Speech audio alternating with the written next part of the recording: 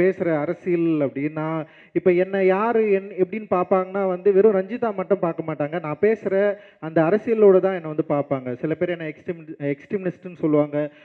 ரொம்ப வந்து identity politics பண்ணுறாருன்னு சொல்லுவாங்க. இல்லை வந்து அவருடைய கேஸ்ட் ஆளுங்க கூட தான் அவர் வந்து வேலை செய்வார்னு சொல்லுவாங்க. நிறைய கதைகள் வந்து வெளியே போயிட்டுருக்கு.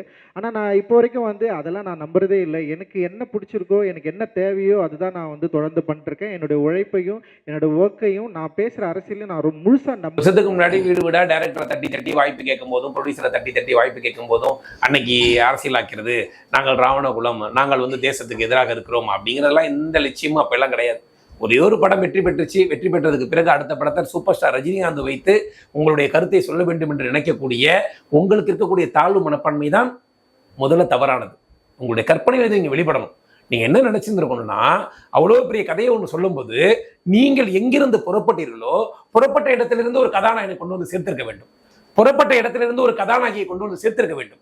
நீங்கள் எல்லோரும் என்ன நினைக்கிறீர்கள் என்றால், நீங்கள் யாருக்காக போராடுவதாக முன்னிருக்கிறீர்களோ அவர்களை முன்னாடி பட்டது கிடையாது. வேற யாரோ வந்து நம் குலப்பெருமை பேச வேண்டும், பேசினால் அது பெருமை அப்படி நினைக்கிறது மிக அவமானமானது. அதை முதல்ல ரஞ்சித் புரிந்து கொள்ள வேண்டும். இரண்டாவது, நாம் எதை பேசினாலும் அரசியலாகிறது என்பது சினிமாவில் இருக்கக்கூடிய மமதை. அந்த சினிமாவுடைய வெற்றி ஒரு கொஞ்சம் காசும் கொஞ்சம் காரும் கொஞ்சம் மீடியாக்களும் இருப்பது போல அவராகவே கற்பனை செய்து கொள்வது. நாங்கள் ஏன் அதுக்கு பதிலடிகள்லாம் கொடுக்கறது இல்லைன்னா, அப்புறம் ஓடாத படத்தை எங்களை வச்சு ஓட்டி தீர்த்துருவீங்க. அதனால சினிமாக்காரர்களுக்கும் அந்த சினிமா ப்ரமோஷன் அப்ப உங்களுக்கு வந்து எதையாவது ஒன்றை பேச வேண்டும். நீங்கள் எதையாவது ஒரு அடிப்படையை முன்னாடி கொண்டாந்து வைக்க வேண்டும்.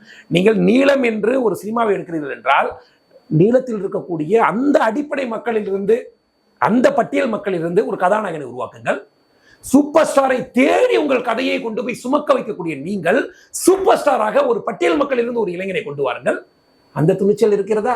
அந்த மாற்றம் இருக்கிறதா?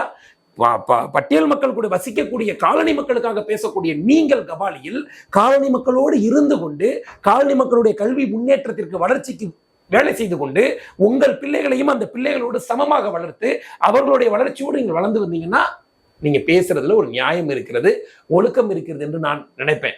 ஆனால் உங்களுக்கு வாய்ப்பு கிடைக்கும் வரைக்கும் நீங்கள் அந்த பகுதி மக்களாக பேசிக்கொள்வது, வாய்ப்பு கிடைத்ததுக்கு பிறகு உங்கள் பிள்ளைகளையும் நீங்களும் அதிலிருந்து மேம்பட்ட ஒரு அபார்ட்மெண்ட்ல கோடீஸ்வர வாழ்க்கை வாழ்றது, அந்த மக்களோடு தொடர்பு வைத்துக் கொள்வது கிடையாது, அந்த சொந்தக்காரர்களோடு தொடர்பு வைத்துக் கொள்வது கிடையாது, அந்த வாழ்வியல் முறையோடு நீங்கள் உங்களை ஒடுக்குவது கிடையாது, ஒருங்கிணைந்து போவது கிடையாது.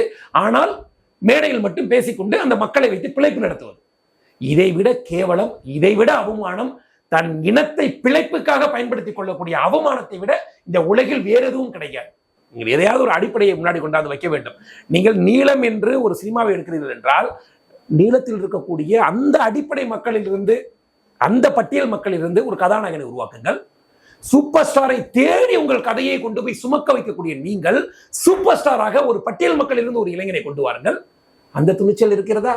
அந்த மாற்றம் இருக்கிறதா?